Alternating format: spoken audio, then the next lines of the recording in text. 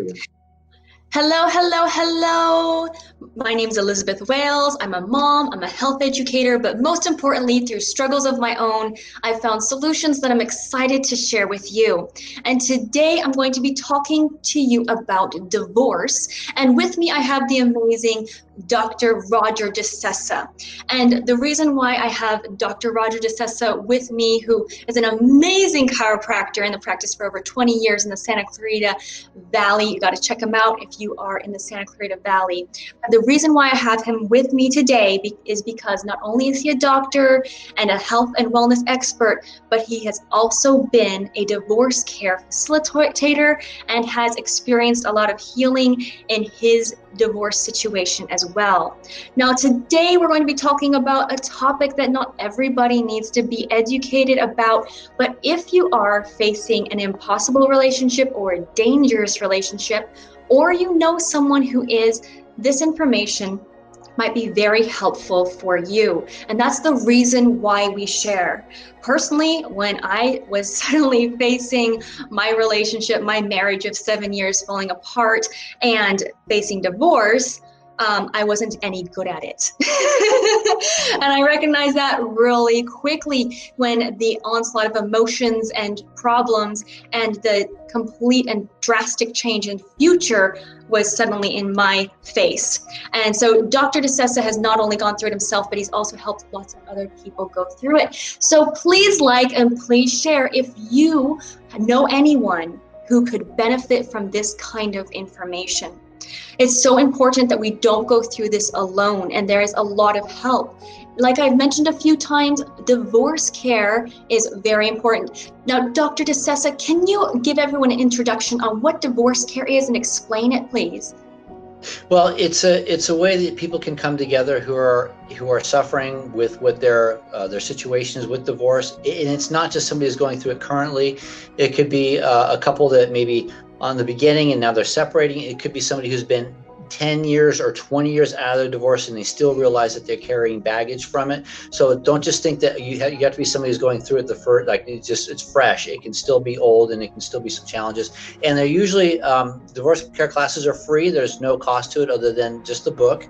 And they're usually sponsored at religious, like the churches or other places. Just Google it, look it up to see where your local divorce care these days being what they are. Comments too. So they'll be there for everyone. Yes. In Zoom too. Now these days, yeah, they're like Zoom meetings. So, That's right. So anyway, it's a faith base, but it's for anybody. Listen, it's for anybody who needs the help, and it's free. That's the beauty of it. Absolutely. So when I was going through my divorce, I did go to divorce care, and we go through a book with really amazing topics. And these topics include things like the emotional side of things, the spiritual side of things, how to help with the kids if you have children involved in the divorce. Is reconciliation for you, and moving on if it is not. And so we want to touch on 4 topics really quick in this discussion that we hope will bring some value to you and your journey or someone you know. So first of all, we want to touch on the emotional side of things. Now, one of my favorite illustrations that they gave us in divorce care is that a divorce is like having 2 pieces of cardboard glued together, and when you have that marriage or that very serious relationship come apart, it's like having the pieces of cardboard torn apart, and it's messy. And I really related to that illustration. Now, I want to make a quick distinction. Now, some divorces, both parties decide that it's not good for the 2 parties to stay together. But in other cases, in other marriages, there is oftentimes one person who's decided a different future than the one that they had committed to with their spouse. And so we do want to be a little bit more sensitive to the party who is going through healing on that level, where they do need to create a future for themselves that they, until that point, never had to imagine. Now, in your experience, Dr. DeSesa, as a facilitator, as a divorcee, as yourself, what would you say to someone on the emotional side as they face the onslaught of painful emotions that suddenly come with that? Well, first of all, don't lose hope. Things will get better. I know that there can be some very, very dark times when it comes to the emotions of the divorce, the separation, the future that you thought you had was you were going to be building. But just know that it's going to pass. Next is it's really important to be in the emotion and in the pain. Unfortunately, as I've seen with some divorcing people, is that they don't want to feel the emotion. Maybe they're told or they believe that they should just squish it down and stand up and you'll be okay and don't worry about it. Move on, carry on. And sometimes they hear it in the very beginning, and that's really not a good way of looking at it, because the result of that is that, well, we may tend to run to the quick and easy emotional Novocaine, which can be things like alcohol or drugs or sex or gambling. The next thing to try to, not think about everything that's going on. Well, listen, you're way better off to be in it, but don't stay in it. That's the key.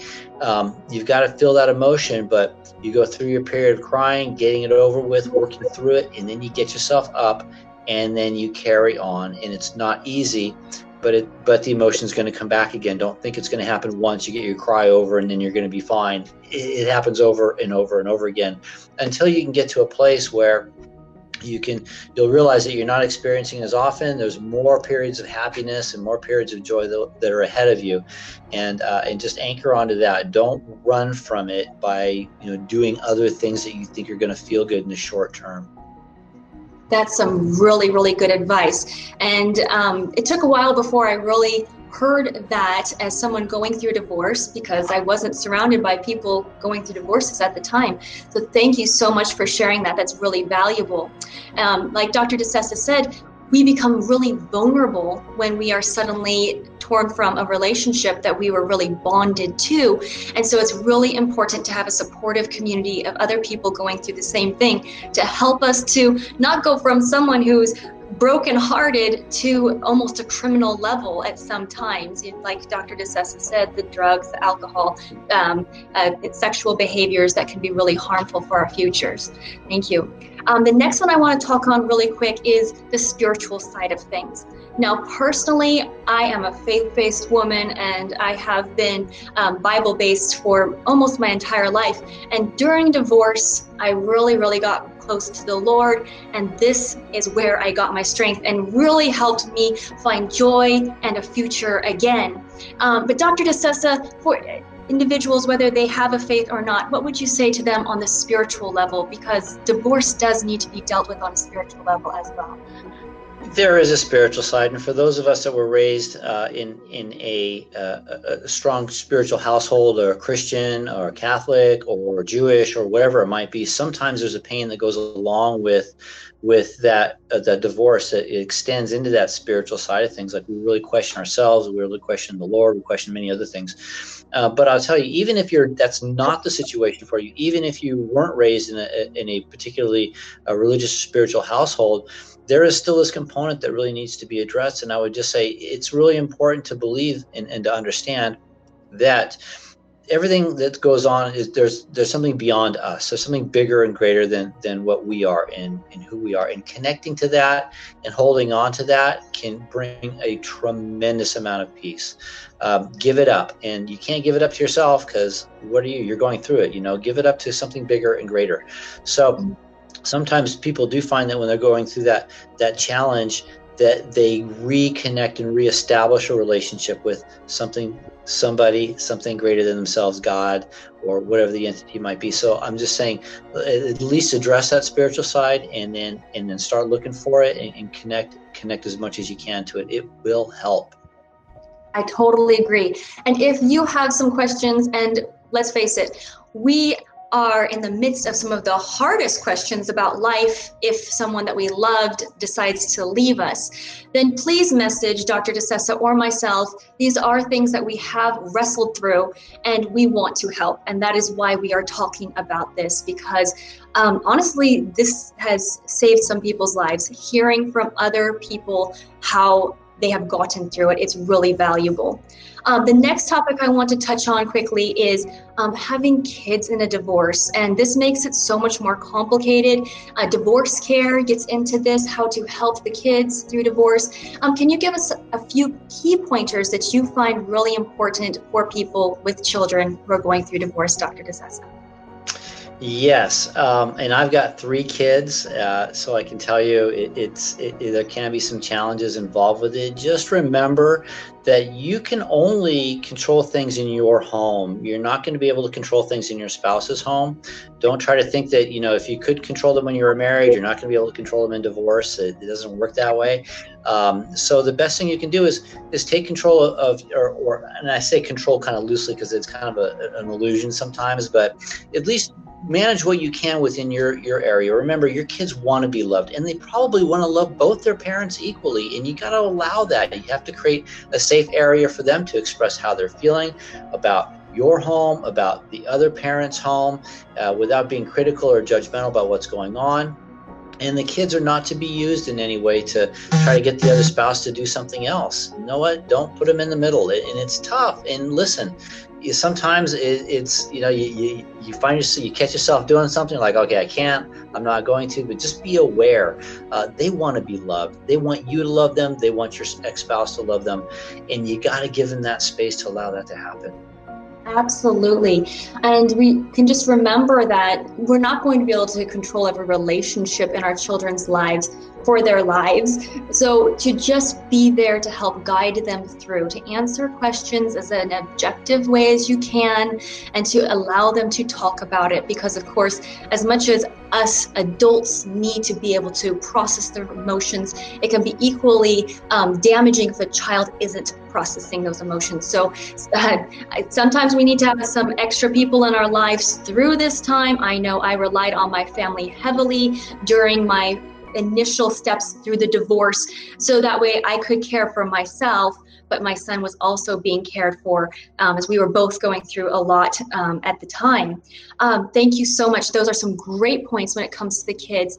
Now, like I mentioned, there are 2 different types of divorce. There's the divorce where maybe both parties agree that it's best that we go our separate ways. Then there's the other type of divorce where one person has created a new future for themselves outside of the marriage, and another person would have loved to keep the marriage going. And now you are faced with a whole new dilemma of creating a new future.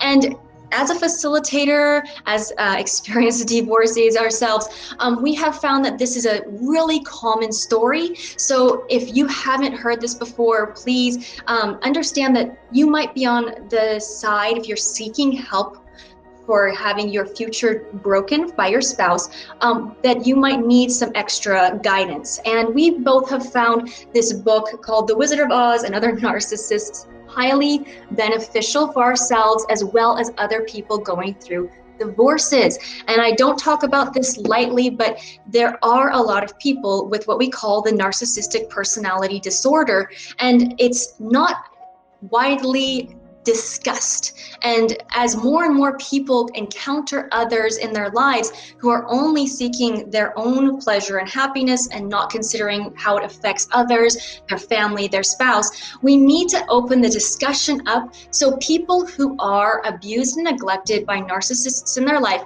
can get the help they need. So we both recommend this book. Dr. DeSesa, can you give everyone a few words about how this can help them as they go through some kind of relationship challenges? Well, I think it's important to understand that when we bring personalities together, certain personalities are attracted to each other, and it may not even be that the person that you're with is a quote-unquote narcissist, but they may exhibit traits, and sometimes these traits will explain a lot to you as why certain things happen the way they did or what's going on. So if you feel like the person that you're with, or who's maybe your ex-spouse, soon-to-be ex-spouse, long-ago ex-spouse, is kind of a little like self-centered about some things. Listen, it's a great resource. Check the book out. It can be a real eye-opener. And many of the people, as a facilitator, when I'd hear keywords, I'm like, you got to read this book, and almost always they'd come back with, thank you so much. It really helps a lot. So that's just one of those tips there. It's good information. Yes, by Eleanor D. Payson right there. And if you have any questions, reach out. Excellent, excellent. So the last thing we want to touch on really quick is if reconciliation is not in the cards for you, if say your spouse is not exhibiting any kind of effort in the relationship where you think you can do reconciliation, I do not ever advocate divorce. I think it's one of the most heartbreaking things that can happen to a person. But if you cannot reconcile, there's a point when we do have to decide it's time to move on. Now, Dr. DeSesa, have you seen people who might have not moved on from this kind of situation, and what does that look like? What are some things that people might be able to use to determine if they're moving on successfully or not? Well, I would have to say probably the biggest tool is forgiveness. And just because we forgive somebody doesn't mean that we are accepting of the things that they did, that we're letting it all go and we're going to let them do it again. Forgiveness really isn't for the person that we're forgiving.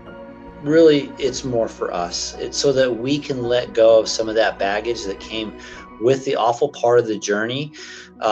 So that's one step to getting closer to peace.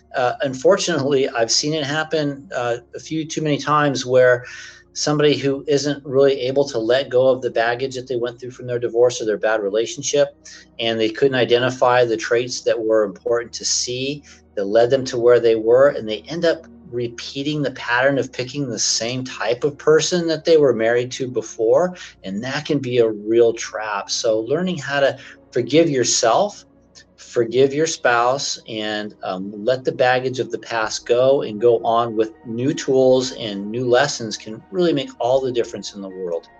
That is fantastic. One of the books that really helped me is called Beyond Betrayal. Do you know this book? I haven't heard of that one. It's really great because it helps people understand the difference between a boundary and forgiveness.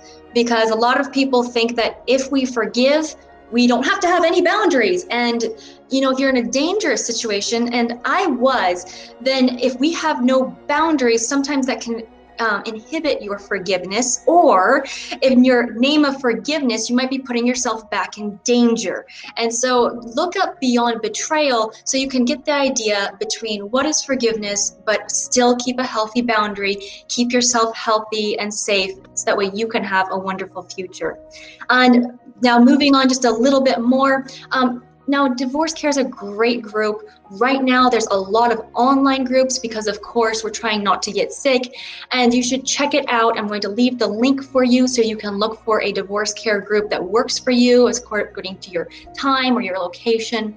And this is a community of people who are sharing their experience, who are willing to listen to you and your experience and share information. I really appreciated hearing about how people were managing their legal situations and their custody situations, what to expect, how they were managing their emotional situations, their spiritual situations. It's very, very helpful not to feel alone. And let's face it, if you're in a happy group of married couples, when your divorce takes place, you're not going to have a lot of people who understand you. And it's not even fair to ask those friends to keep on trying to understand what you're going through. It's really helpful to find a group that really connects. So these people can tell you a little bit more about how they experience things like legal and financial. But I wanted to share with you that I do have a financial opportunity that is unlimited income working from home. I coach with a nutrition system, and you can be coached by me to do this yourself. Like I said, unlimited income, and all we're doing is helping people get healthy and opening their wholesale accounts. And Dr. DeSesa, he's been using our nutrition system now too, and he is also available to help you open your wholesale account and start your business from home. So if you're a single parent and you're trying to figure out income, or if you are someone who's displaced because of the coronavirus, then this is a really great opportunity for you, not only to start an income, but also to get healthy. Do you want to add anything to that, Dr. DeSesa? Yeah, and here's the thing. I mean, I know when we're going through those real tough times, things are really challenging, and we can sometimes feel paralyzed. That there is hope. There is things that can be done. Look to Elizabeth. She's really amazing. She was somebody who really did take control of her situation, and she's a great resource. You don't have to be a victim in the situation, and not to say that there aren't situations that are real that are like that, but when it comes to getting control of what you can do for your health, for your finances, for other support, listen, we're here for you. Elizabeth's great. She's a tremendous inspiration when it comes to taking control of things and not just laying down and feeling like it's over with. So yeah, feel free to give us a call. Feel free to reach out to us on the messaging. You're not alone. I know it might feel sometimes that the days are dark and winter is deep and summer so far off, but this time will pass. Get in the company, get around into a divorce care with the same group of people that are going through the same thing so that they can be understanding and they can hear you. Coach Elizabeth is right. Sometimes our friends can only take so much. Our married friends can only listen to it for so much, but divorce care is there to support you. So reach out. Again, we're available for you. We wish you all the best. Coach Elizabeth, you have anything else? Please please share. Thank you so much for watching. I hope this brought some value to you and your journey. I sure hope you never have to go through divorce. I hope you have a wonderful day. Thank you so much, Dr. DeSesa, and a lifestyle to thrive. Bye-bye. Bye.